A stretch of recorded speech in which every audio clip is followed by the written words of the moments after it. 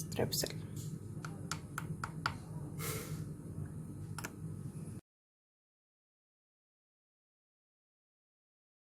السلام عليكم، اخباركم؟ عاملين ايه؟ يا رب تكونوا بخير. هعمل معاكم النهارده حاجه حلوه قوي وسهله، ومش قادره اقول لكم على فايدتها، وكمان اوفر من لما نشتريها من بره كتير، وانضف وافيد بمراحل. الستريبسل اللي هو بتاع الزور ده، طبعا دي حاجه مهمه جدا للشتاء يعني، فانا قلت افيدكم معايا وانا بعملها، اوريها لكم بعملها ازاي. كوبايه سكر ونص كوبايه ميه، واقل من ربع كوبايه عسل ابيض، وربع معلقه قرنفل، ومعلقتين جنزبيل فريش مطحون مبشور يعني، وليمونه. احنا هنحط كل الحاجات دي مع بعض. يا ريت نعملها في حاجه يعني ايه الومنيوم عشان نبقى شايفين لونها كلهم مع بعض، ما فيش حاجه، مفيش ترتيب يعني. تمام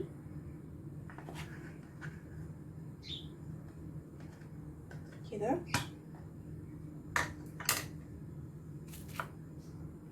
والقرنفل ممكن نحطه مطحون، بس انا مش عندي مطحون، وهحطه كده وبعدين هبقى اشيله. هاخد بقى ايه معلقتين جنزبيل، معلقه كبيره قوي، معلقتين يعني. تمام.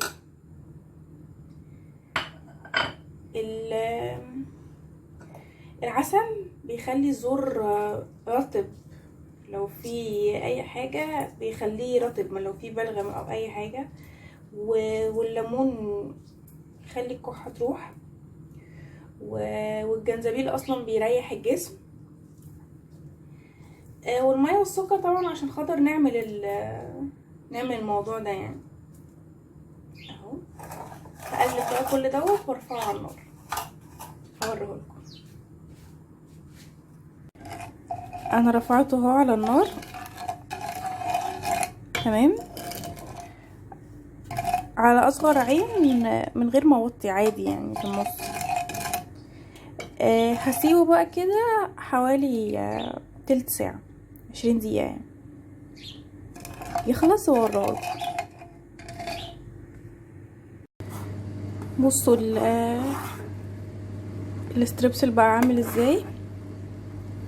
هطفي عليه النار وهسيب الرغاوي دي تهدى خالص، واجهز ورقه زبده بقى عشان اوريكم هنعمله ازاي. انا فردت ورقه زبده والخليط اول ما الفقاقيع بتاعه البابلز دي هبطت بعد ما طفيت النار طبعا. جبت معلقه صغيره وفرشت ورقه الزبده زي ما انتم شايفين، حطيت على طرفها ازازه من هنا وازازه من هنا، وكنت حاطه البكره بتاعه ورقه الزبده من هنا عشان خاطر تبقى كلها سوا واحد. تمام. وعملت الحبوب اللي هي بتاعه الستريبسل. تمام. هسيبها تبرد خالص، وبعدين هرش عليها سكر بودره، وهنحفظها في البرطمان مع بعض.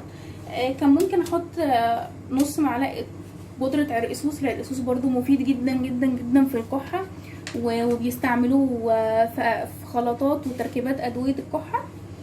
بس انا بصراحه ما كانش عندي. كمان كده بيبقى طعمه احلى، يعني العرقسوس بيديله طعم. ناس كتير مش بتفضل طعمه يعني، ف كده طعمه بيبقى زيه زي الكاندي بالظبط، البونبوني اللي الولاد بياكلوه، ما بيبقاش حامي، لان الجنزبيل الفريش اللي احنا بشرناه ده اصلا مش حامي. يعني احنا لو بدلنا الجنزبيل الفريش بجنزبيل بودره، الولاد مش هياكلوه، هيبقى حامي جدا عليهم، مش هيقدروا ياكلوه لان الجنزبيل البودره حامي. لكن دوت مش حامي. اول ما هو خلاص ابتدى هو يبقى جامد، هستنى عليه نص ساعه، وبعدين اول ما هيجمد هرش عليه سكر بودره، وهنحطه في البرطمان مع بعض ونستعمله بقى. اقول لكم نستعمله ازاي. الستريبسل بتاعي خلاص، بصوا جامد ازاي، جامد خالص. جهزت برطمان ازاز او اي برطمان عندنا.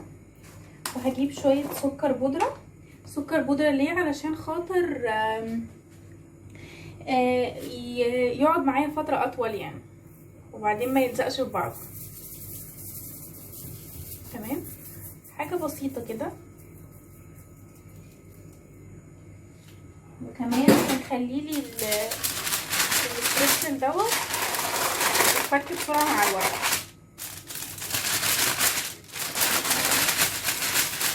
تمام، مجهزة برطمان ازاز انا هحطهم فيه، وبعدين بقى اقول لكم احنا هنستخدمه ازاي للولاد ولينا كلنا.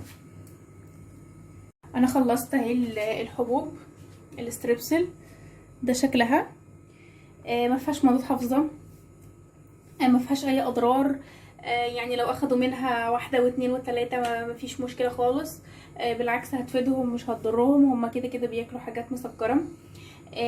كمان لو اخدوها الصبح بدري وهما نازلين المدرسه الصبح بتعلي المناعه جدا، مفيده قوي قوي قوي. فوائدها كتير جدا، انا ممكن اقعد اقول في فوائدها ساعه، بس انا مش عايز اطول عليكم. اتمنى تجربوها بالطريقه ديت وتقولوا لي عملت ايه مع الولاد. وزي ما قلت لكم اديها لهم الصبح، ولو اي حد عنده كحه او زوره وجعه او برد، احسن من الستريبسل واحسن من الادويه 100,000 مره. كمان الولاد مش بترضى تاخد الليمون الفريش ومعاه معلقه العسل، كده هياخدوه، مفيد قوي. وبس، يا رب ما كنتش طولت عليكم، يا رب اكون افدتكم. متنسوش تعملوا لايك وشير وسبسكرايب وتفعلوا الجرس عشان يوصلكم كل جديد. سلام عليكم.